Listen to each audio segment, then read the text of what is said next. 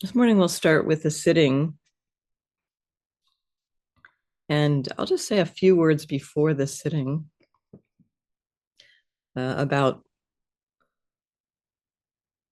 another topic of another practice topic. And as I said yesterday afternoon, I think it was, I'm often, I mean, the instructions have been given. there's not much more in the way of, basic instructions for this practice. Um, Relaxation, receiving what's happening, noticing the awareness, and checking the attitude. But then there are things to say about what might be noticed. Um, what kinds of experiences you're noticing, and different things that come up for us when we're noticing those experiences. So today I want to kind of zero in a little bit on two topics for the first part of the morning, to zero in on working with thoughts. In the sitting practice, we'll play with that at first, and then we'll talk about working with it in daily life after the sitting. And then the second part of the morning, we'll talk about working with difficulty, with challenging experience. Thoughts can be a challenging experience, and they I think they kind of deserve their own little section here. So we'll talk about thoughts, working with thoughts first. I want to say just a couple things, and then we'll move into a meditation. Um,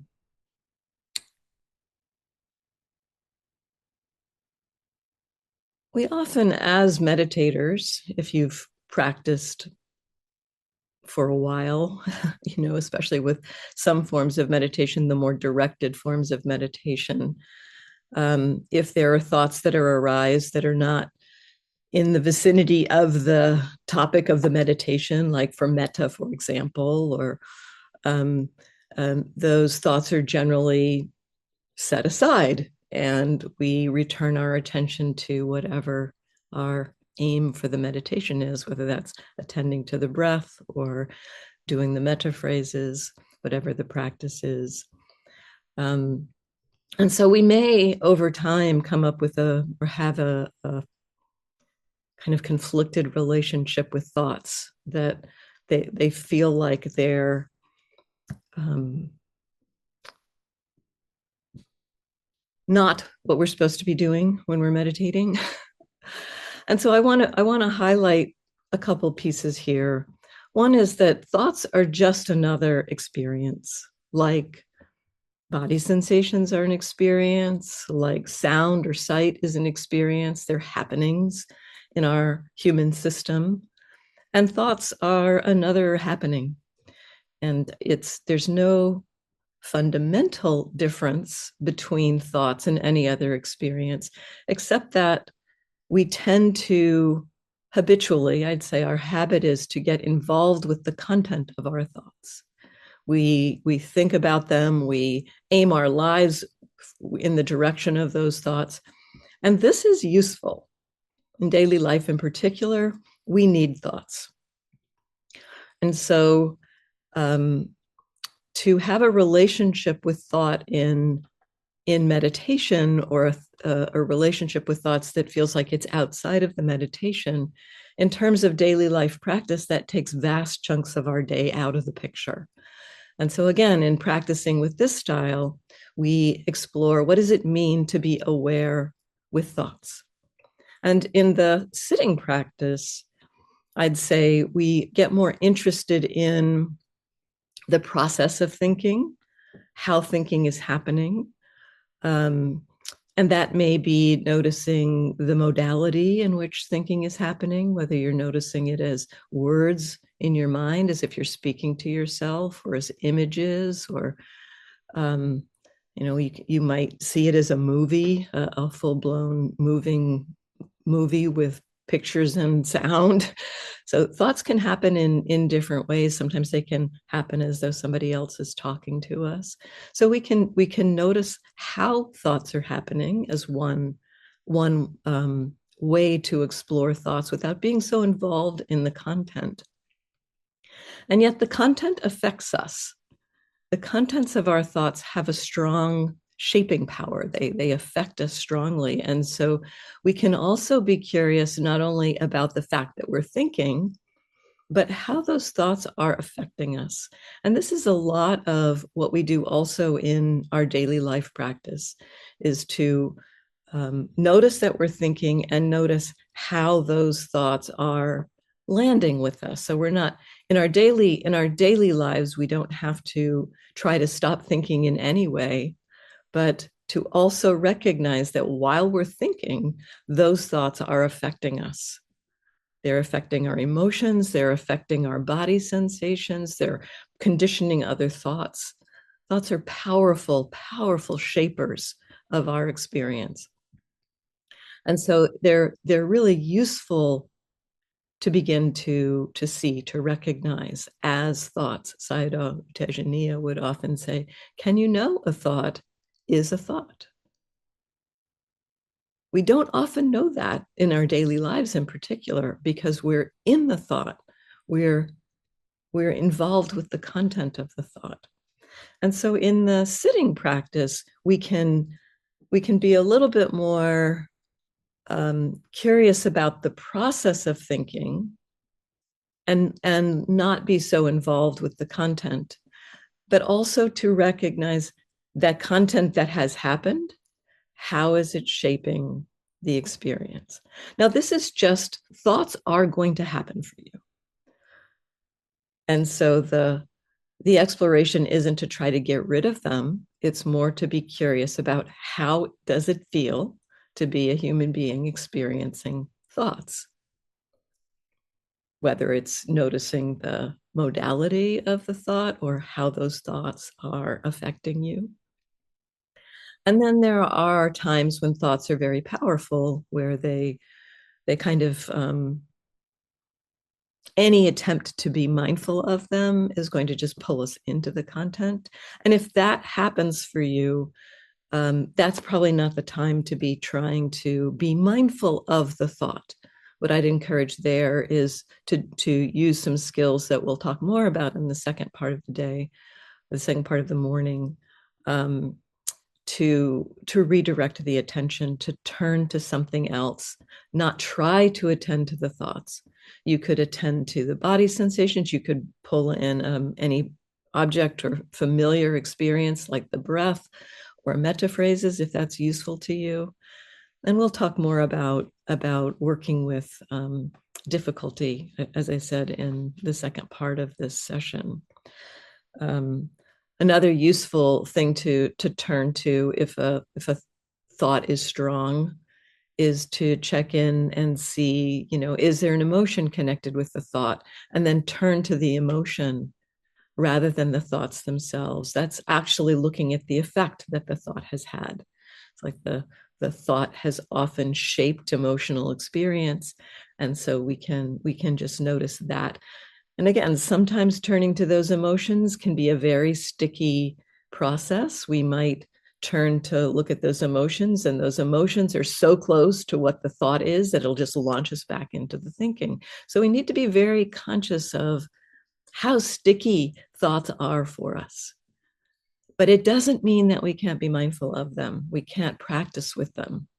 It can be helpful to start with small attempts at this, if you're not so familiar with this, to play with working with being mindful of thought and how they affect the experience for little bits of time, and then potentially, if they're very sticky, again, shifting to something where we're not just settling back and saying what's arising is all these crazy thoughts and I can't be mindful of them, so I guess I just get lost. That's not the instruction.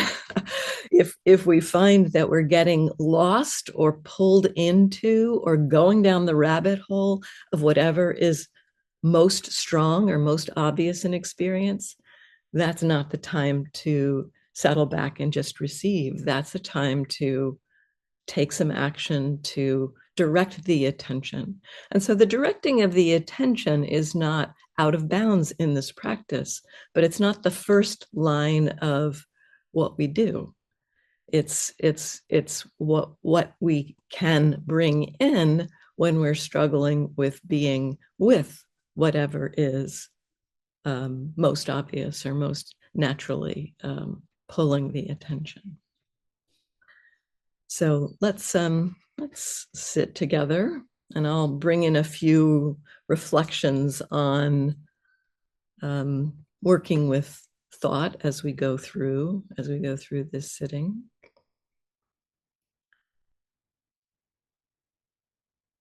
So we'll begin by just connecting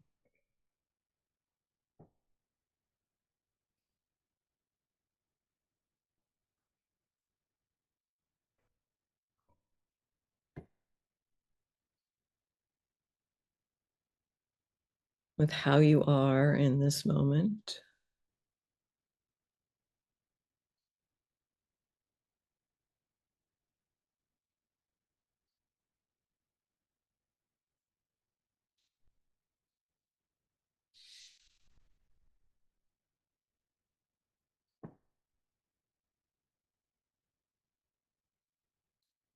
This connecting with how you are, just like opening up to yourself. How are you? It's like a really good friend sitting with you saying, how are you? I really want to know. But this friend, very empathetic friend, doesn't need you to say anything. They just want to sit with you and be with you.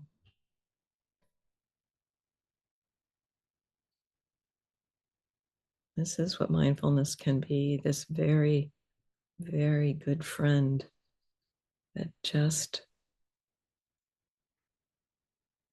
opens to how you are. No agenda for anything different to happen.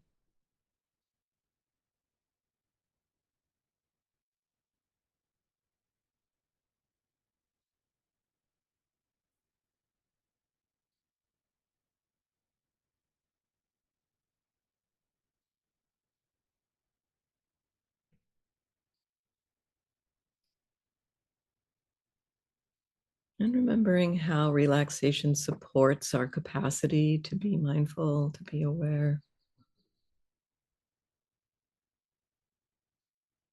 If it's helpful for you, you can scan through the body and consciously relax various areas in the body where you may find tension.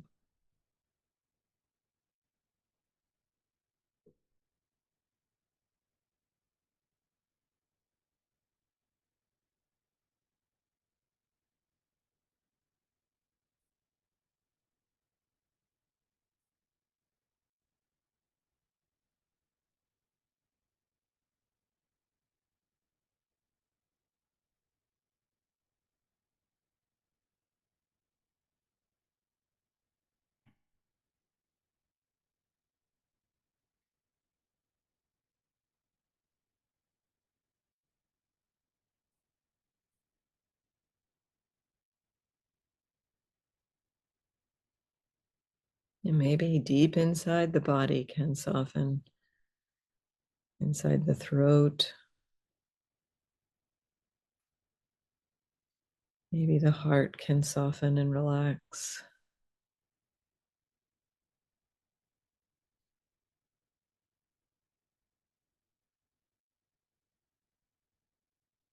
Maybe the stomach and intestines can relax.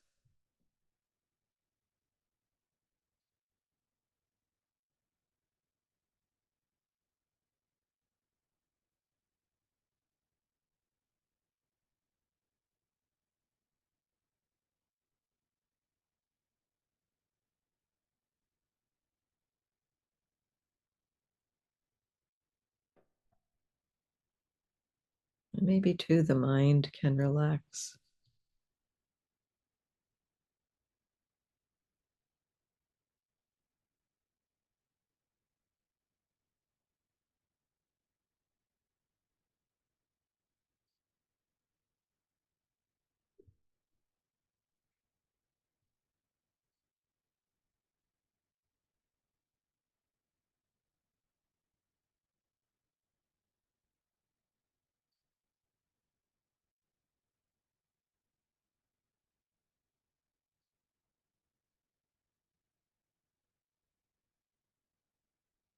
Turning to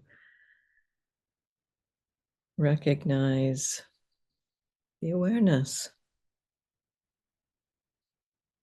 I've been cultivating awareness with noticing the body and mind around softening and relaxation. And can you recognize that you're aware?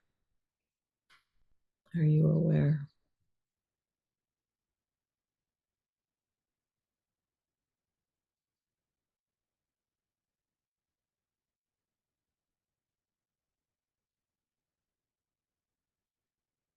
Awareness will be aware of something. What is that? What is awareness already aware of?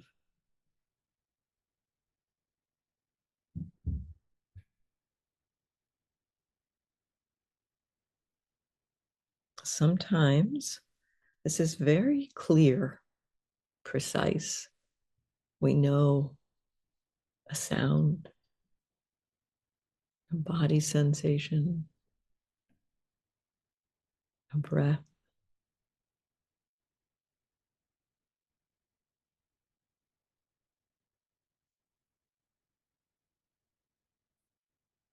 We may be clearly recognizing an emotion or a mood.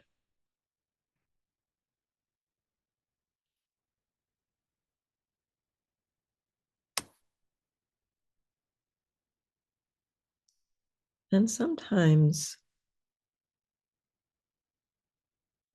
the attention can be drawn to something not so precise, not so clear. It may be a vague or diffuse sense of something that we don't have a name for.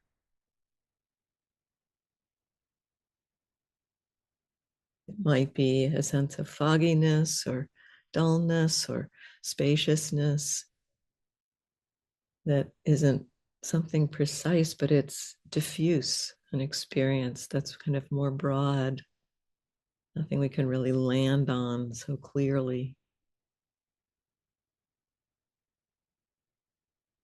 Attention can take in many different kinds of experiences.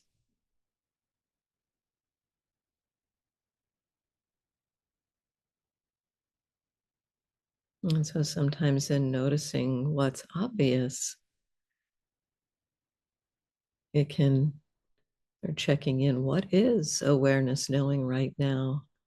It might feel like we don't know what awareness is knowing.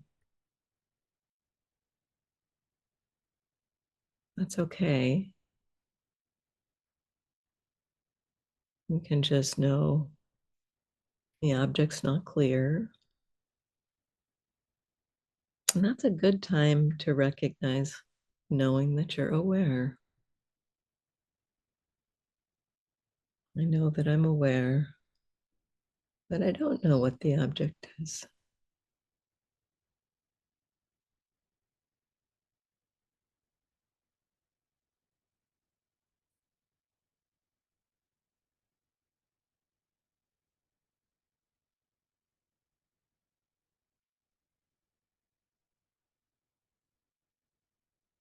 Are you aware?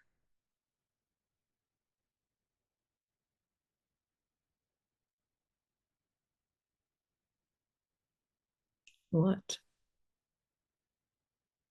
is awareness aware of?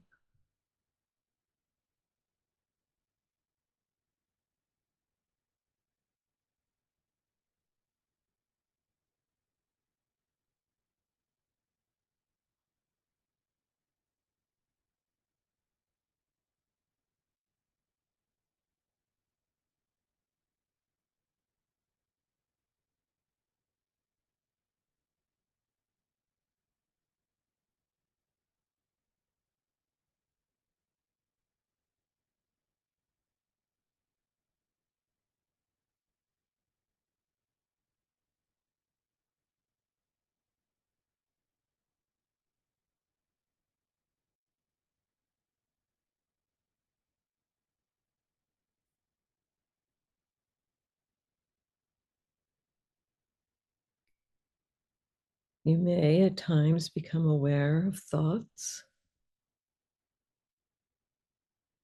These are just another object experience that can be known.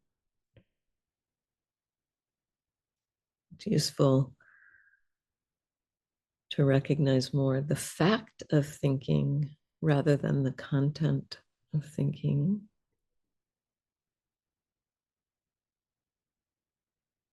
Thinking is happening.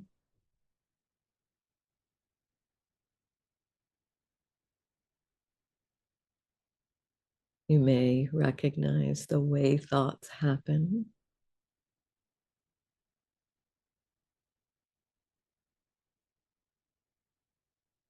Images, talking to yourself.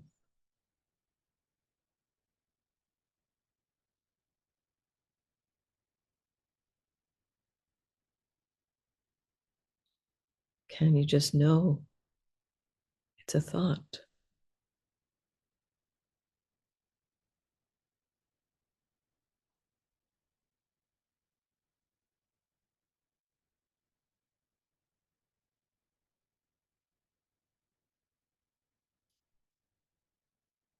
If the content of thinking feels kind of enchanting in some way, whether pleasantly or unpleasantly,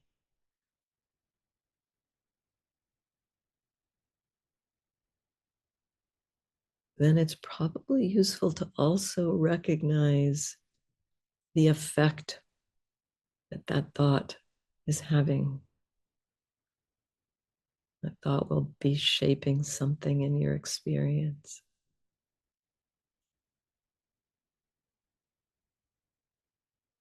shaping emotions,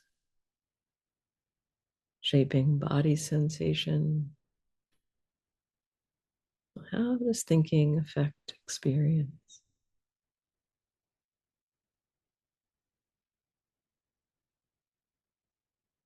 When thoughts arise, certain kinds of content of thoughts arise, it's like we've been born into an entirely new landscape. Very quickly, a new landscape of experience is here. We don't have to try to get out of that landscape. Get familiar with it. What is this landscape that has been created by the arising of thought? What's the texture? What's the shape? What's the feeling?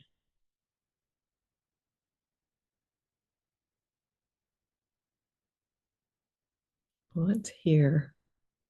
It's the same instruction. Something has arisen. What's here? What's happening with this experience?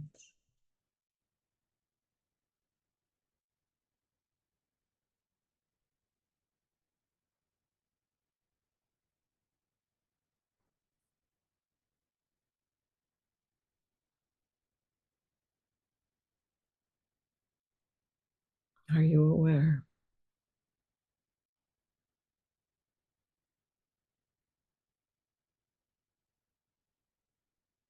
What is obvious?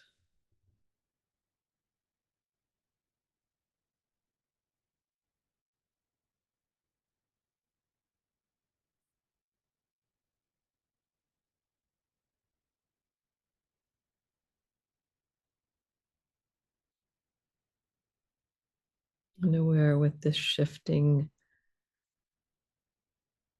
of what is obvious. It won't stay the same moment after moment.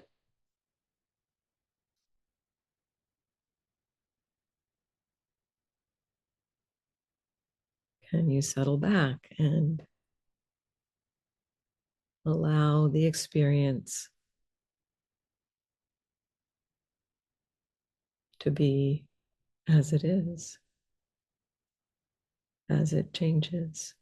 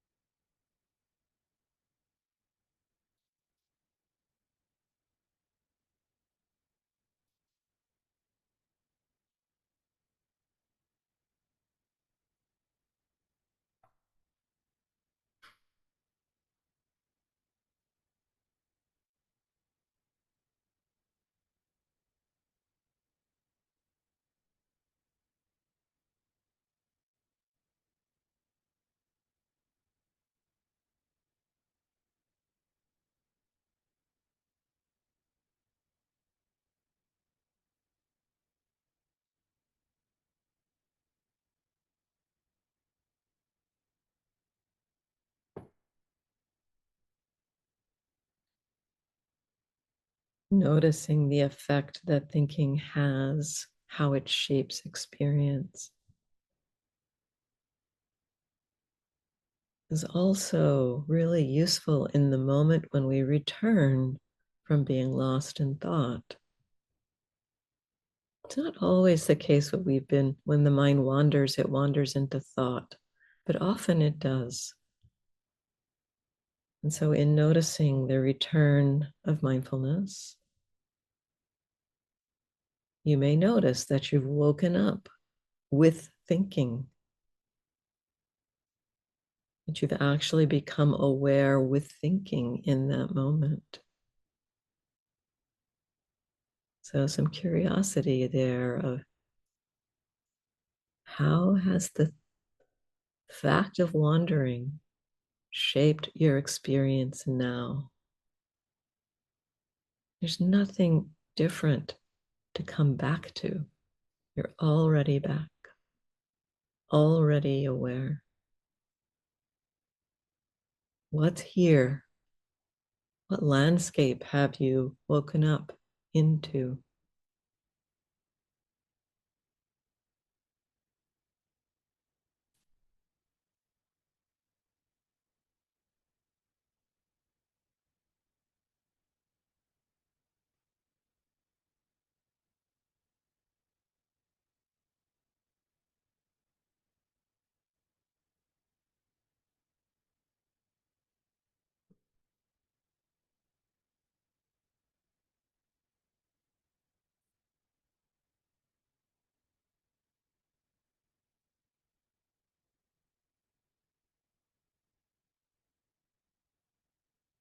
Are you aware?